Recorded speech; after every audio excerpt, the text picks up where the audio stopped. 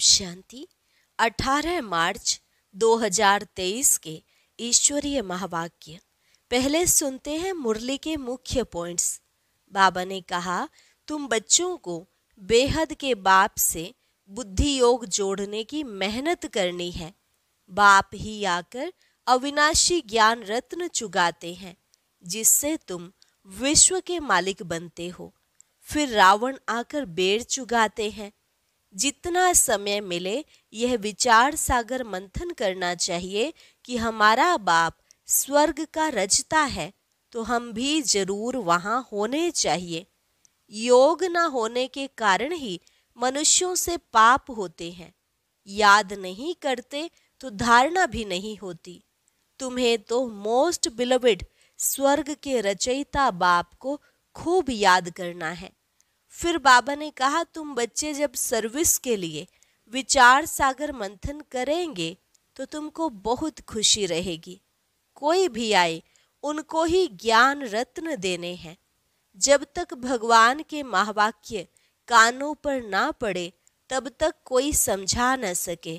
तुम कोई को भी बाप का परिचय देंगे तो उन्हें भी बाप की याद रहेगी। बाप ही सभी आत्माओं को माया की जंजीरों से लिबरेट करते हैं, तो पहले पहले बाप का परिचय देना है। जब अल्फ याद पड़े तब फिर आगे कुछ समझ सके। तुम्हारा फर्ज है हर एक को समझाना, फिर कोई समझे या ना समझे। मौत के समय सभी की आंखें खुलेंगी। और लास्ट में बाबा ने कहा, यूं तो चलते फिरते भी दिल में बाप की याद रहनी चाहिए। बाकी शुभ मुहूर्त है अमृत वेले का समय। तुम अमृत वेला योग में बैठो तो खुशी का पारा चढ़ेगा। और अब सुनते हैं महावाक्यों को विस्तार से। मुरली का सार। मीठे बच्चे, मोस्ट बिलवेड बाप का यथार्थ परिचय देने की युक्तियां निकालनी है।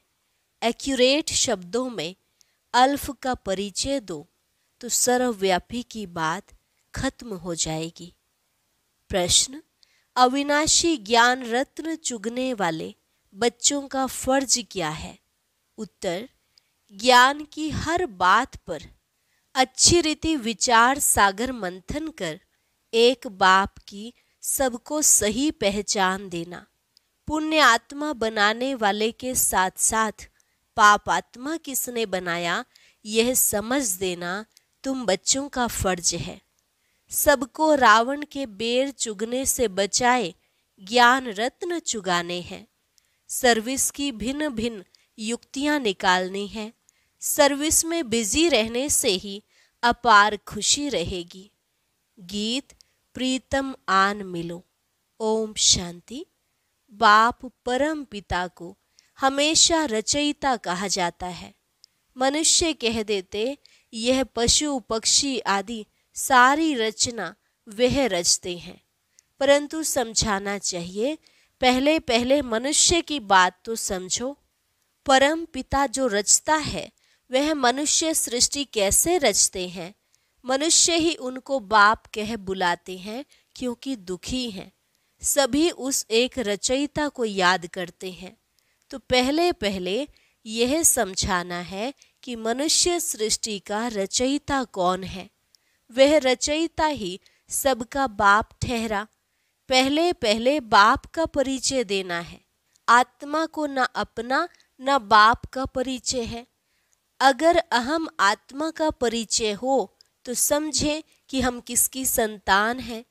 हम परम पिता परमात्मा की संतान हैं। वह बाप रचयिता है, तो जरूर पहले पहले मनुष्य सृष्टि रचते होंगे। वह नई दुनिया अथवा स्वर्ग होगी। बाप जरूर स्वर्ग ही रचेंगे। बाप दुख के लिए रचना रचे यह हो नहीं सकता, जबकि हम उस बाप के बच्चे हैं।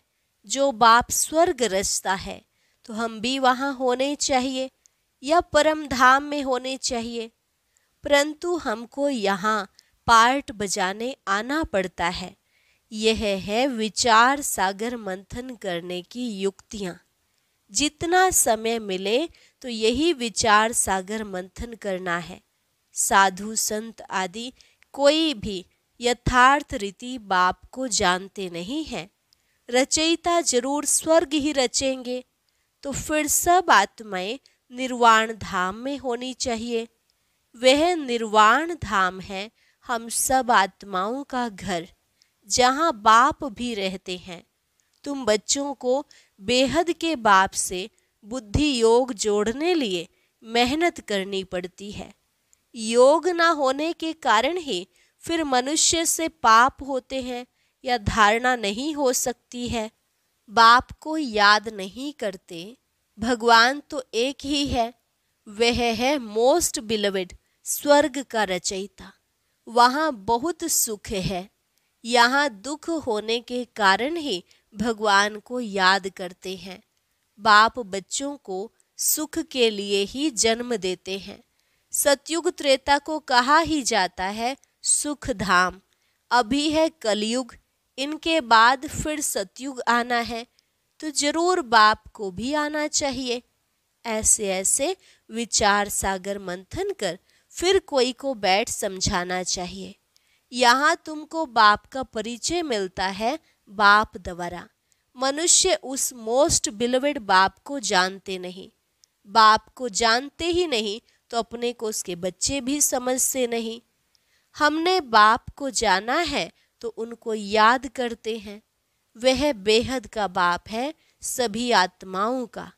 वह निराकार इस साकार प्रजापिता द्वारा रचना रचते हैं। प्रजापिता ब्रह्मा है, ब्राह्मण ब्राह्मणियां भी हैं। जरूर प्रजापिता ब्रह्मा का बाप परम पिता ही होगा, जिसको क्रिएटर कहा जाता है। कोई भी आते हैं तो पहले पहले बाप का परिचय देना है। जब अल्फ याद पड़े तब फिर आगे समझ सकें। अल्फ बिगर कुछ भी समझ नहीं सकेंगे।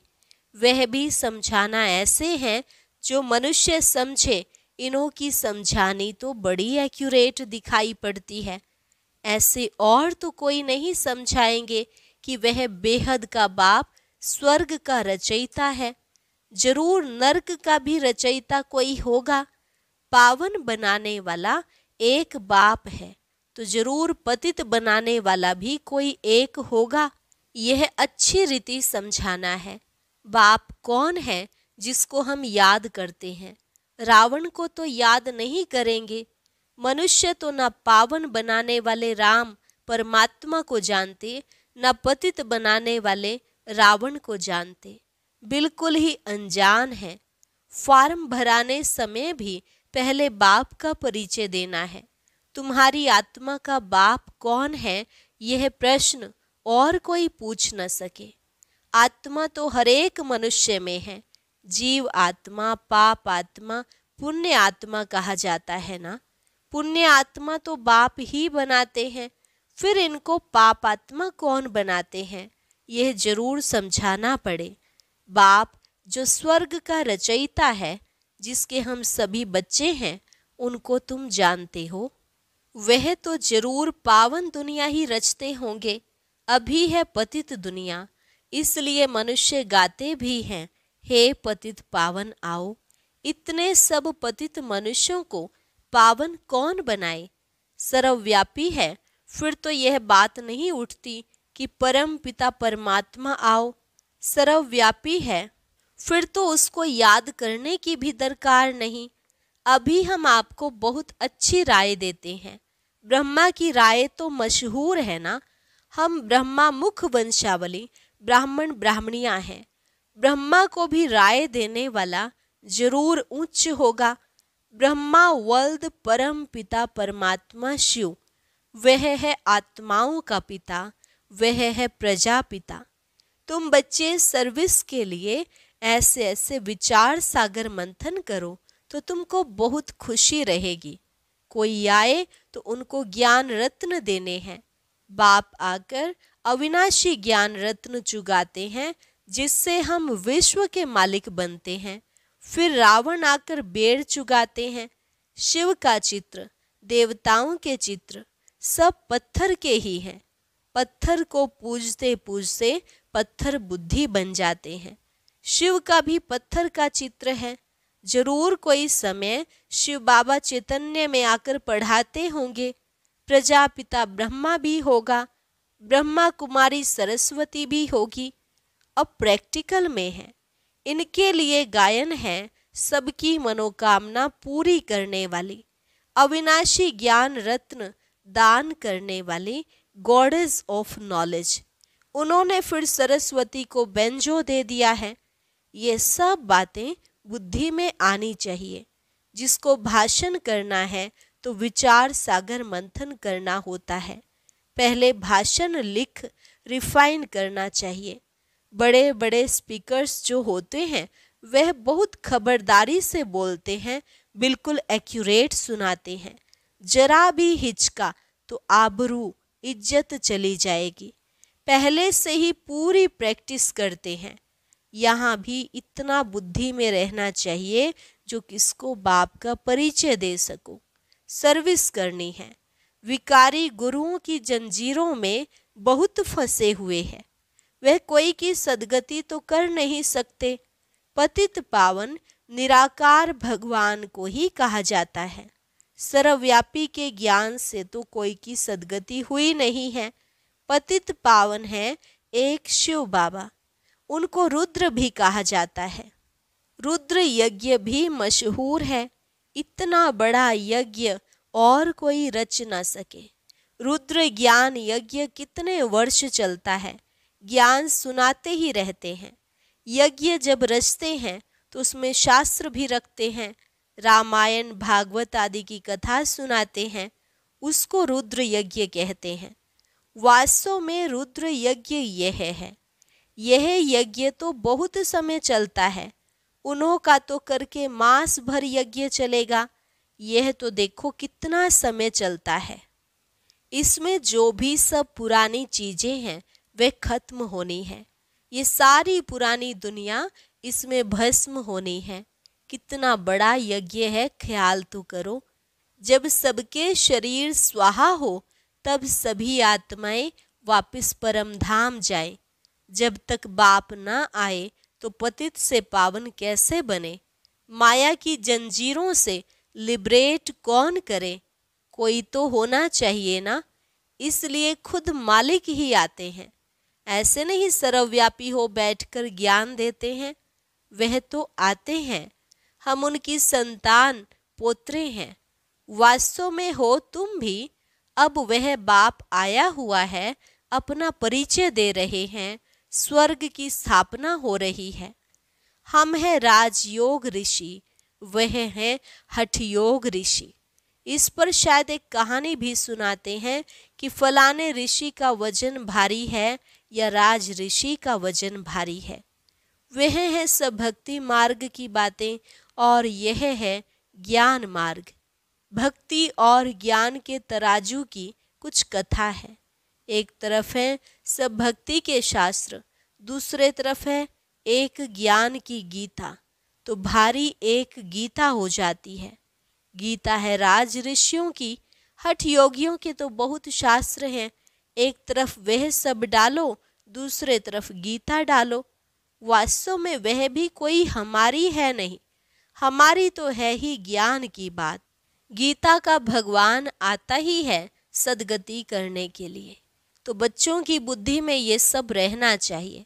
फिर कोई समझे ना समझे, अपना फर्ज है हरेक को समझाना।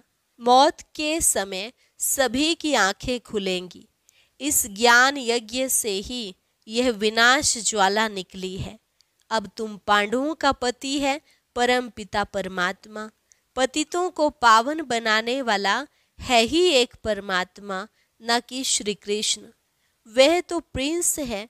उनको कोई गॉड फादर नहीं कहेंगे। फादर तब कहा जाता है जब बच्चे पैदा करते हैं। श्री कृष्ण तो खुद ही बच्चा है, तो उसको फादर कैसे कहा जाए। ला नहीं कहता। श्री कृष्ण के साथ फिर जोड़ी होनी चाहिए, उनके बच्चे चाहिए, तब फादर कहा जाए। वह तो फिर गृहस्थी हो गया। यहाँ तो निराकार बाप बैठ ज्ञान देते हैं। वह कभी गृहस्थ में आते नहीं, सदा पवित्र हैं।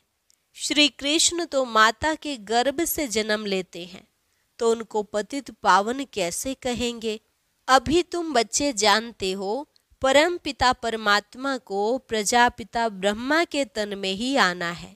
प्रजापिता तो जरूर यहाँ ही होना चाहिए ना, इसलिए उनका नाम ब्रह्मा रख कहते हैं। मैं इस साधारण तन में प्रवेश करता हूँ। यह 84 जन्म भोग अभी अंतिम जन्म में है और वानप्रस्थ अवस्था में पूरा अनुभवी रथ है।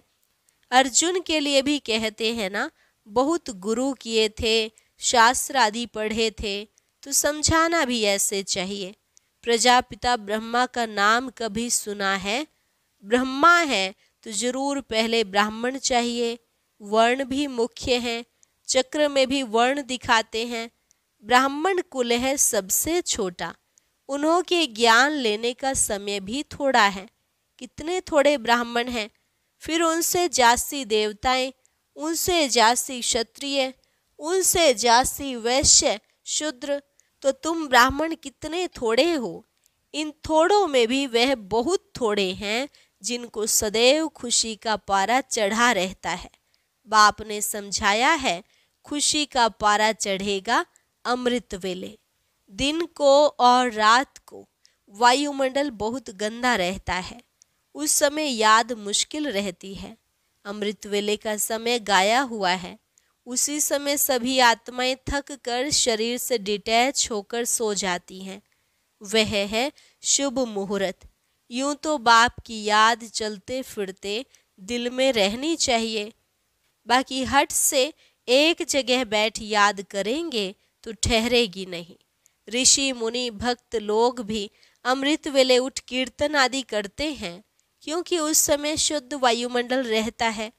तो कोई भी आए, उनको समझाना है कि हम पढ़ रहे हैं। इसमें कोई अंधश्रद्धा की तो बात ही नहीं। निराकार बाप टीचर के रूप से हमको सहज राजयोग सिखा रहे हैं, तो मनुष्य आश्चर्य खाएंगे कि इन्हों को निराकार कैसे पढ़ाते हैं। भगवानुवाच भी बरोबर है, तो जरूर शरीर में आकर राजयोग सिखाया होगा। कोई शरीर का लोन लिया होगा, तो पहले युक्ति से बाप का परिचय देना चाहिए।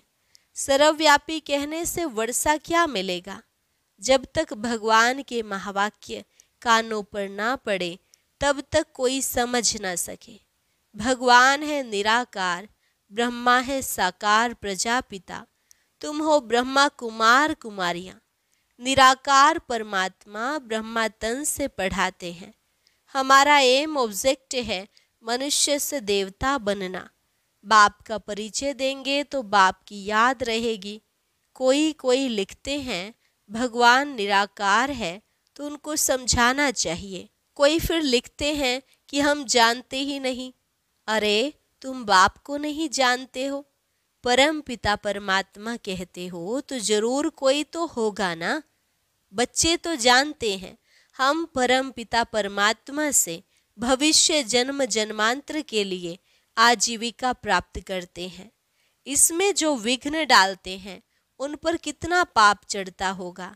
सो भी समझकर विघ्न डालते हैं। बेसमझ पर तो कोई दोष नहीं, वह तो सारी दुनिया बेसमझ है। अच्छा, मीठे मीठे सिकिलधे बच्चों प्रति माता पिता बाप दादा का याद प्यार, इसके एक एक अक्षर का अर्थ तुम बच्चे जानते हो। पहले पहले मात पिता, फिर बाप दादा। मात पिता उनको कहा जाता जो स्वर्ग का मालिक बनाते हैं। फिर यह हो गए बाप दादा, फिर कहते जगदम्बा। यह बड़ी गुह्य बातें हैं। सबसे गुह्य पहेली यह है जिसको समझने से मनुष्य को बहुत फायदा हो जाए। फिर कहते हैं सिकिलधे, यह है दूसरी पहेली। फिर कहते हैं ब्राह्मण कुलभूषण स्वदर्शन चक्रधारी, यह भी नई पहेली है। एक एक बात में पहेली है। अच्छा, स्वदर्शन चक्रधारी, नूरे रत्नों प्रति याद प्यार और गुड मॉर्निंग। रूहानी बाप की रूहानी बच्चों को नमस्ते। रूहानी बच्चों की रूहानी बाप दादा को नमस्ते, नमस्ते, गुड मॉर्निंग। धारणा के लिए मुख्य सार। पहली पॉइंट, अमृत वेले के शुभ मुहूर्त में बाप को बहुत प्यार से याद कर खुशी का पारा चढ़ाना है। चलते फिरते भी याद का अभ्यास करना है। पाप कर्मों से बचने व ज्ञान की अच्छी धारणा करने के लिए एक बाप से बुद्धि योग जोड़ने की मेहनत करनी है।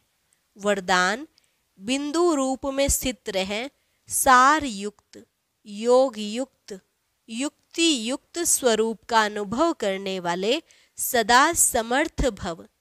बिंदु रूप में स्थित रहें, सार युक्त, योग युक्त, युक्ति युक्त स्वरूप का अनुभव करने वाले सदा समर्थ भव। क्वेश्चन मार्क के टेढ़े रास्ते पर जाने के बजाय हर बात में बिंदी लगाओ। बिंदु रूप में स्थित हो जाओ तो सार युक्त, योग युक्त, युक्ति युक्त स्वरूप का अनुभव करेंगे। स्मृति, बोल और कर्म सब समर्थ हो जाएंगे। बिना बिंदु बने विस्तार में गए तो क्यों क्या के व्यर्थ बोल और कर्म में समय और शक्तियां व्यर्थ गवा देंगे, क्योंकि जंगल से निकलना पड़ेगा। इसलिए बिंदु रूप में स्थित रहे, सर्व कर्मेंद्रियों को ऑर्डर प्रमाण चलाओ। स्लोगन, बाबा शब्द की डायमंड चाबी साथ रहे तो सर्व खजानों की अनुभूति होती रहेगी। बाबा शब्द की डायमंड चाबी साथ रहे तो सर्व खजानों की अनुभूति होती रहेगी। अच्छा, और अब सुनते हैं आज का अव्यक्त ज्ञान मोती। ये एक बहुत संस्कारितापूर्ण वीडियो है, जरूर देखें, कोई भी मिस ना करे।